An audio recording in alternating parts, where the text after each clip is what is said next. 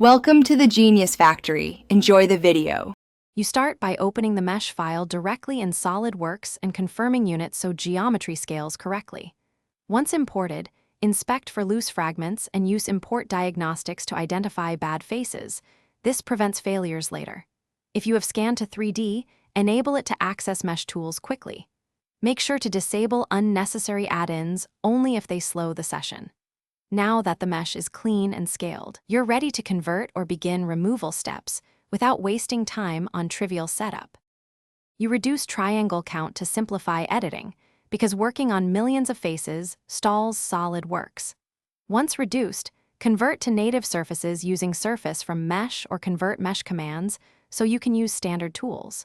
Then identify areas to remove and use delete face with heal or patch options to maintain surface continuity. This fixes gaps automatically.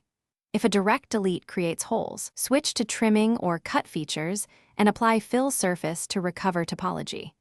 These steps avoid corrupting the model. You finish by knitting surfaces into a single body and thickening where a solid is required, because downstream operations need watertight geometry.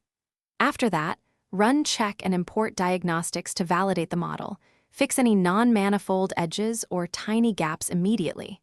If things go wrong, repair with fill surface or create manual spline patches for stubborn holes, then reknit.